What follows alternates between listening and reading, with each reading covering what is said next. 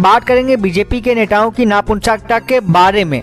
हर डर यूं ही हम चाहते रहे, तुम हमें बचा लोगे यही तुम कहते रहे, हार कर चुनाव हमें छोड़ भागे हो तुम, इतना सब कुछ जो है हो गया फिर भी नहीं जागे हो तुम।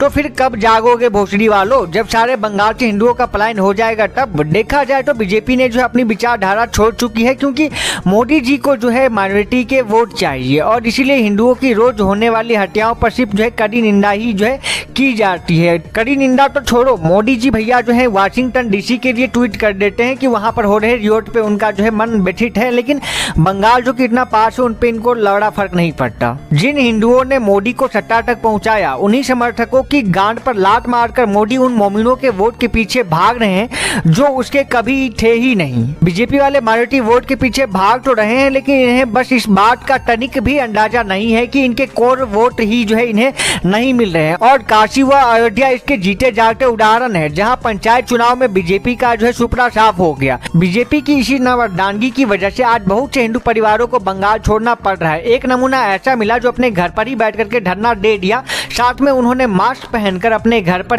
पर ही बैठ करके धरना दे ही जो है सोशल डिस्टेंसिंग भी मेंटेन किया। चमन चूटिए के लिए तालियां बजाया जाए। और यहाँ बीजेपी धरना कार्यक्रम चला रही है। अबे यार कुछ शर्म बची है, वो भी बेच खाई तुमने। तुम्हारी ये नामर्दानगी बुज़दिली एक दिन इस देश की मौत का तमाशा इसी खामोशी से देखेगी। कुछ नहीं कहना मुझे तुम्हें।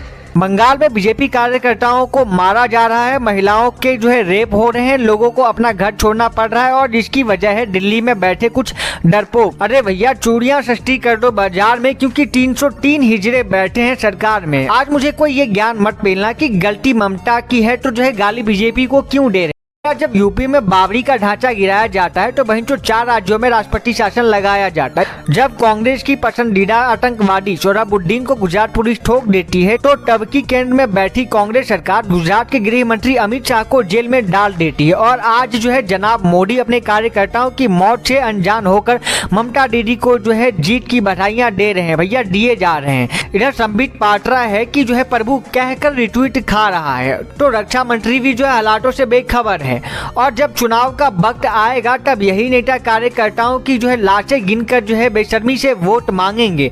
प्लीज आप ऐसी घटिया राजनीति बंद करो। हाथ जोड़ के मैं मोदी साहब से गुजारिश करता हूँ, मैं राजनाथ सिंह से गुजारिश करता हूँ, मैं संबित पात्रा से गुजारिश कर। अगर किसी बीजेपी शासित राज्यों में हिंसा होती है तो आउल बाबा यूएन में अपनी गान मरवा रहा होता है।